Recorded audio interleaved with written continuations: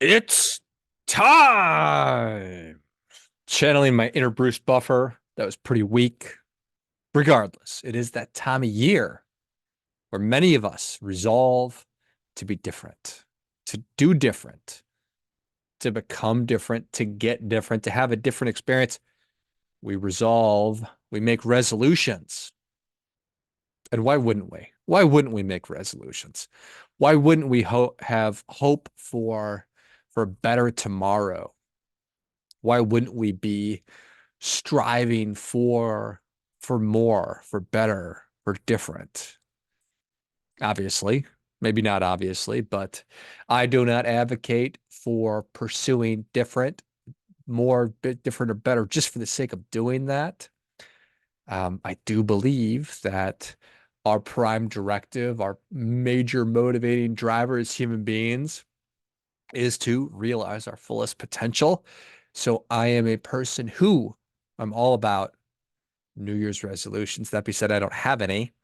I'm not resolving to do anything different. I am resolving to try to better execute on the things that I want, on the things that are of greatest importance to me, of doing the things better that will get me what I want.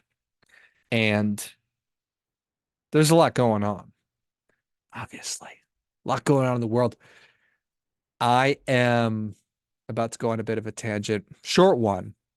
I'm very positive and hopeful for the future. When you look around, it's easy to be the opposite of that. But I am very, very hopeful. Do you know Michael Malice? Michael Malice is a social commentator, a public intellectual, an author, really, really, really smart person. If you've not ever consumed his content, I would encourage you to do so. He just wrote a book called The White Pill, and it's essentially not being taking the red pill or the black pill or whatever colors, but the white pill is that of optimism. And he talks about how even though it feels like things can't change, that they in fact can change. Not only that, but they can change pretty quickly. So I think that that's the case with humanity right now, specifically in the United States right now. We are making the sausage. People like to eat sausage, but they don't necessarily like to know how it's made or to witness that process because it's kind of gross. And the sausage that we as human beings are making right now is pretty gross. But I am hopeful that we will come out the other end and all get to enjoy delicious sausage together. So anyway, great time of year. The holidays were awesome. I hope that they were awesome for you, and I hope that you have a wonderful and safe and happy New Year's. When you listen to this, it will have taken place. So it's possible that you have a absolutely throbbing head because you got after it a little too hard. If that's the case, feel better, drink some electrolytes, be good to yourself. Or maybe you woke up this morning, went for a run, and are honoring all those resolutions. You are getting after it, whatever it is. I think it's an exciting time of year. So anyway, we all know that if nothing changes, then nothing changes. So for you to get to what you want, what needs to change? Do you need to change who you are? Do you need to change who you are as a person to get what you want? Maybe. Maybe you just need to change how you're currently doing things. Only you are the only person capable of answering that question. But here's what I know for sure is that hope, wishing will not get any job done. Certainly will not help you to change your experience, whether it's changing who you are, just changing how you're doing things. Hoping and wishing is not going to do it. President Obama delivered this wonderful message of hope and change, and it was so powerful that it got him elected president of the United States of America. It's amazing. But again, it's not going to be effective for you. It's not going to get you what you want. Enough about what you want, though. Here's what I want. I want you to get what you want, so long as it's a mutually beneficial thing. If what you want is to burn down the world, then I do not want you to get what you want. But if you want better relationships with your loved ones, with your kids, with your partner, if you want a safer community, a more prosperous economy, the freedom to pursue happiness, I'm here for it. I think that that's awesome. I want to support you in every way that I can. And I think that I can help. I think that I am in a position to help you. So, what do you want? Well, I'm fond of saying that the only way to live how you want is to know how you want to live. So, do you? Do you know how you want to live? How much time have you spent thinking about that? How much time have you spent thinking about what you truly want? I found that most people have not spent a lot of time, not spent a lot of meaningful time doing that. So I would encourage you to do that. You need to spend some time. Probably what we're talking about is you living your life. So I would encourage you to spend a lot of time thinking about it. But I feel like I've got a roadmap for you that'll help you to navigate, because we do and are hit with a lot of different messages and a lot of constant information coming our way. So, what should you grab a hold of? What should you discard? Well, I'm going to share with you some pretty simple steps. Sounds easy, does hard, but some easy steps, because I think that a lot of the time, what I've discovered is that people either skip steps, and it could be because they just skip them, or more often than not, is they're not aware that there are steps in between what I really want and how do I actually get there. So I'm also not fond of telling people to just do it, because if you don't know how to do it, then you can't just do it.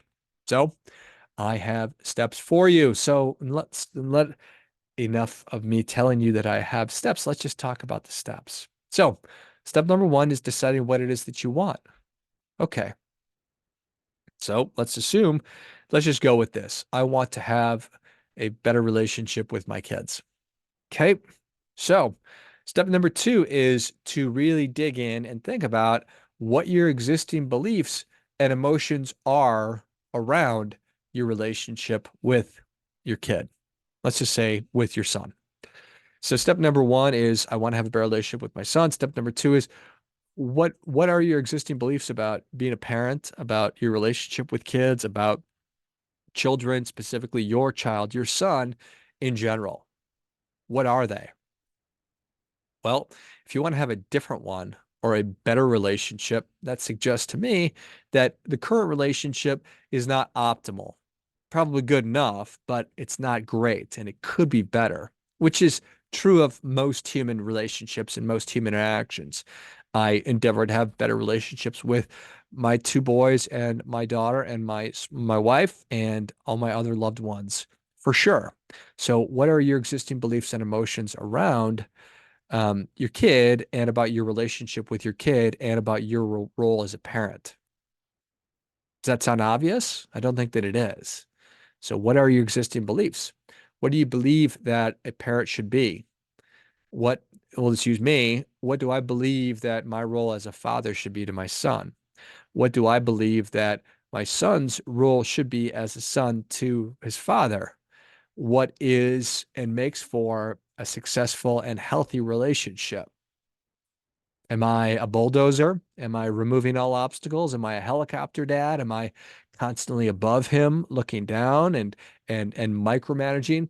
Am I attempting to engineer results, or am I allowing him to be himself and adjust behaviors? So there's all these different feelings and emotions and beliefs that are, from a subconscious standpoint, operating in the background, which is then influencing your conscious behavior. So I think that step number three then is decide how you want to feel and think about your role as a parent, your responsibilities as a parent, your role in the relationship, and just how would you like to feel about it? Do you want to feel great about it? I have a great relationship with my son. Yeah, I would totally like to feel that way. Okay. So we set the intention. I decide I would like to feel like I'm a great dad. I would like to feel like I've got a great relationship with my son. Okay. So let's now clarify what our goals are and what the relationship that I really want to have is. So with goal setting, there's a lot there. A goal is for my son and I to spend a certain amount of time together, he and I. That would be a good goal. So in 2024, I'm going to spend at least 4 hours a week with just my son and I. Okay. And that's a made up number. Could be 1 hour a week, could be 10. That's not, it's relevant to you. You understand what I'm trying to say. So that's a good goal. A desire is that I want to have that good relationship. It's a desire because there's somebody else who's involved, which is my son. And I don't know that he's going to play along with everything that I want. In fact, I'm pretty sure he's not because he's my kid. So he's going to think his own thoughts, and I want him to think his own thoughts. But it is my desire to have a really positive relationship with him. So my goals are the amount of time that I spend with him, the way that I interact with him, the way that I'm feeling and acting towards him. Those are all within my control. So clarifying the goals and how I want the relationship to be and setting the intention. And then it's a function of the next step is deciding on what my course of action is and then creating a plan. So my goal is to spend 4 hours a week with my son. So how am I going to make that happen? Is it all going to happen on the weekend? Am I going to try and do something in the morning before school or after school? What is my course of action? How am I creating a plan? Because without a plan, then it's just hoping and wanting and desiring, like we were talking about earlier, and that's not going to get me what I want. So I need to create a plan. And then the next step is the plan's got to fit. So just because I want to, you know, I'm going to do dinner with my son 5 nights a week, and we're going to sit down at the kitchen or the dining room table and have a great substantive conversation. Well, I think I'm setting myself up for failure because that's just not going to happen. So it needs to be realistic. Now, this is just me. You might have all the success in the world with that. And if that's what it is for you and you can execute that and it's going to fit, then let it rip. I just want you to make it real and sustainable so it actually fits into your life so you're actually going to do it. Okay? Because we want our plan to survive its collision with reality because stuff's going to come along. So we need to do our best up front to identify any blocks or impediments or stuff that will stand in our way. So that could be my phone, could be my work, could be that my son has a desire to do certain things, and sitting down at dinner every night is not going to be one of those things. I don't know. I can try and anticipate any blocks or impediments and then prepare myself that these are going to pop up along the way. So being ready to make sure that it's actually going to fit. And the worst thing about New Year's resolutions is that when things go wrong or they go sideways, we pull the ripcord, we bail out of it, we throw in the towel, we quit. And that sucks. That's stupid. I don't want you to have made the decision that something is important only to stop doing it 2 weeks later because it just didn't work perfect. So I want you to set yourself up for success and just be in a place where it's going to be as effective as possible. And then it's a function of, yeah, I am committed to this. So much of life is a story of commitment. So much of life is overcoming ourselves. Because I'm not going to feel like it. Maybe we'll just do a quick pivot to exercise, to healthier living.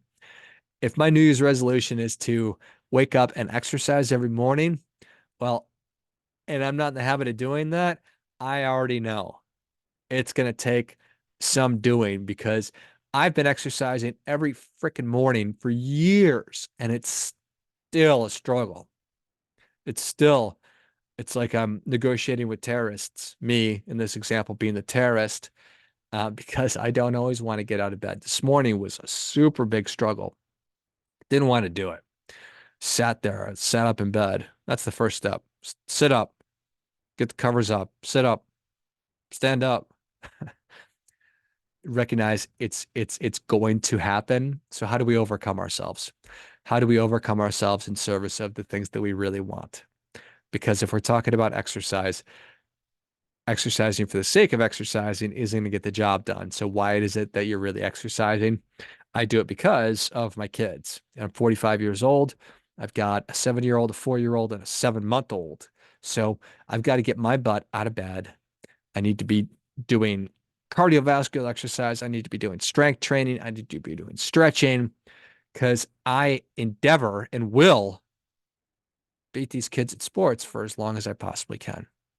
Probably not going to be that long, but you need to tie the thing that you're doing to something that is going to pull you through feeling like you don't want to, because I don't think I'm ever going to feel like waking up early to do what I just described. I'm never going to feel like doing that.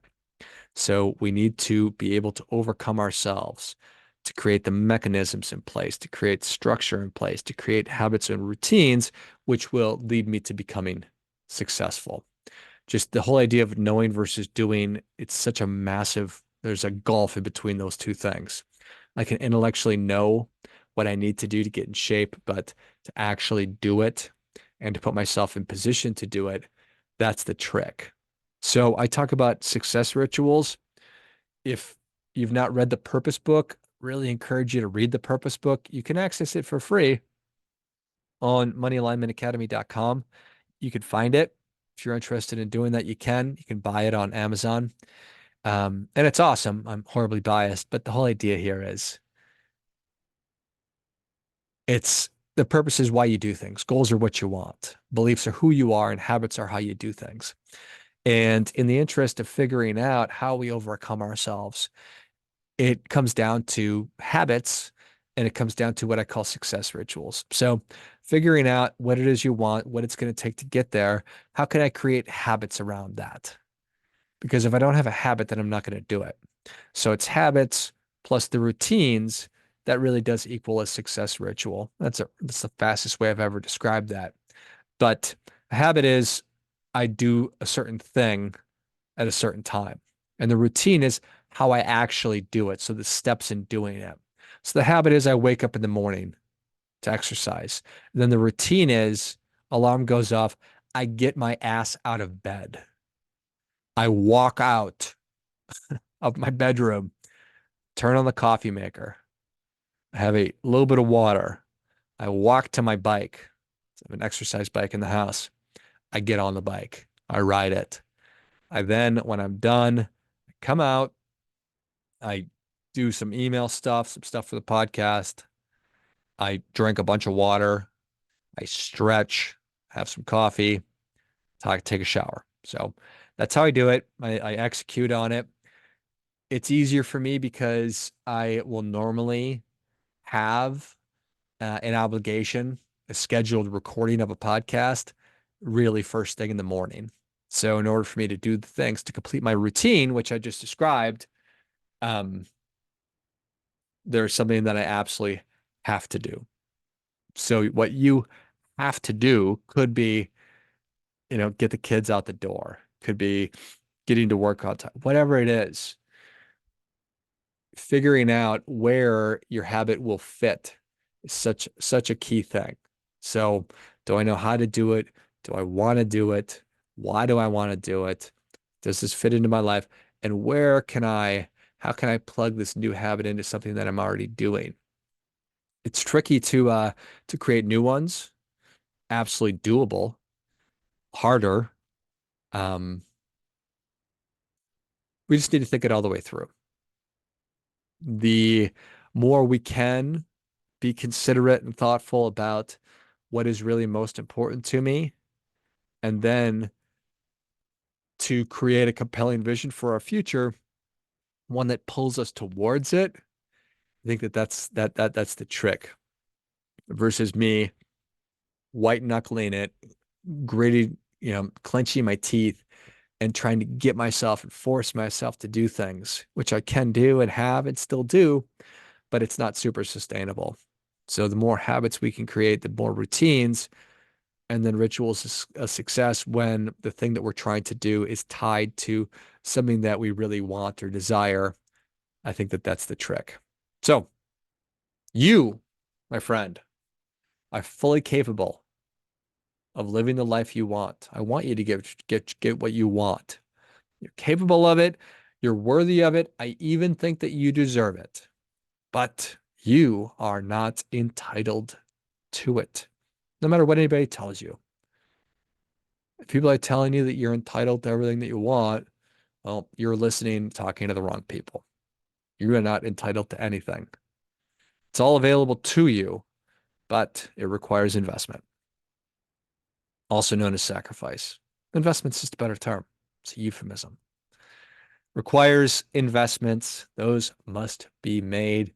You're just the person to make it. 2024 is going to be your year. Let's go. Happy New Year.